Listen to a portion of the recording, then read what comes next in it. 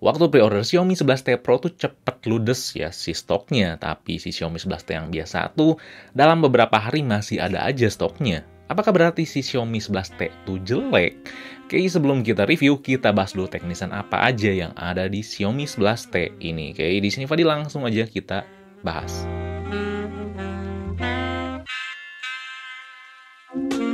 Yang pertama tuh tanpa Mi. Yap, Xiaomi kedepannya udah nggak akan pakai lagi nama Mi di lini Xiaomi manapun, termasuk di produk ekosistem lainnya. Gak cuma ponsel aja, sebelumnya yang pertama itu ada seri Xiaomi Mix 4, dan ini adalah seri pertama Xiaomi yang ilangin nama Mi tanpa embel-embel Mix atau tanpa embel-embel nama Note. Katanya sih penghilangan nama Mi ini mengikuti perkembangan dan perubahan Xiaomi di mata global yang makin berkembang. Lalu kedua itu pertama yang dapat update 3 kali.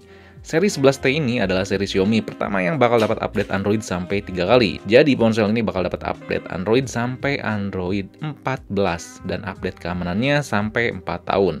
Ini cukup menarik karena biasanya Xiaomi itu cuma ngasih 2 kali update aja. Ingat ya, update Android bukan update MIUI. Terlepas update Android sampai 3 kali tersebut, saya sebenarnya lebih mengharapkan ke kualitas MIUI-nya gimana.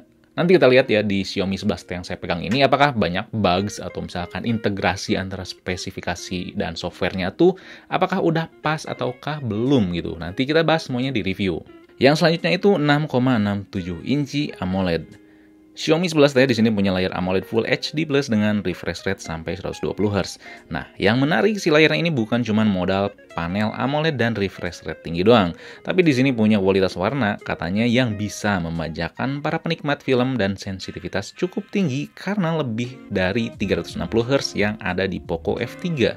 Nanti tentunya di review kita bahas aja apakah ini tuh cuma gimmick doang atau emang mantep si layarnya. Selanjutnya tuh kamera Cinemagic katanya. Xiaomi ngasih janji bahwa kameranya ini bisa ngasih experience yang baik mau fotografi atau videografi dan sampai disebut dengan Cinemagic.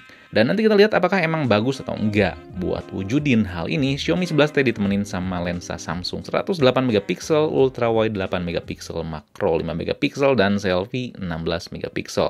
Kelima itu Dimensity 1200. Semua fitur yang ada ditenagai dengan MediaTek Dimensity 1200. Yang kemungkinan besar orang tuh ragu beli ponsel ini ya karena MediaTek ini, termasuk mungkin karena ya MediaTek ini tuh penyebab si pre-ordernya agak sepi dibandingkan varian yang Pro. Emang banyak banget ya yang skeptis ke si MediaTek ini gitu, terlepas si MediaTeknya versi mana. Mungkin nanti saya bakal buat video terpisah ya, kenapa orang-orang tuh pada nggak suka MediaTek gitu ya. Nanti kita bahas MediaTek lebih dalam. Di dalam Dimensity 1200 ini terdapat satu Ultra Core berbasis ARM Cortex A78 dengan kecepatan 3 GHz. Terus ada 3 Super Core ARM Cortex A78 dengan clock speed 2,6 GHz dan 4 Core Efficiency ARM Cortex A55 dengan kecepatan 2 GHz. Pabrikasinya tuh 6 nanometer, jadi secara teori juga harusnya konsumsi dayanya tuh rendah. Ini adalah ponsel dengan MediaTek Dimensity 1200 termurah yang ada di Indonesia. Sebelumnya udah ada Vivo X70 Pro yang harganya lumayan mahal ya. Baca-baca review chipset ini dan baca-baca teorinya sih menjanjikan sebenarnya. Kalau persoalan image processing juga udah kebukti lebih baik ya. Kalau kalian browsing, kita ambil salah satu contohnya, kita bisa lihat OnePlus Nord 2 yang merupakan salah satu jajaran awal yang pakai chipset ini. Di DxOMark diuji dapat skor kamera lebih baik dibandingkan OnePlus 9 yang pakai Snapdragon 888. Nah, nanti kita lihat apakah bagus atau enggak ya si image processing dan hasil gambar di ponsel ini. Terus si chipset ini juga ditemenin sama RAM 8GB LPDDR4X sama penyimpanan UFS 3.1 256GB.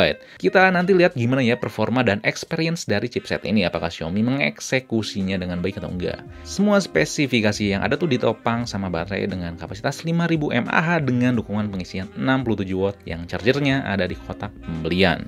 Oke, jadi itu aja teknisan acuan yang bakal nanti kita bahas lebih lanjut di review si Xiaomi 11T.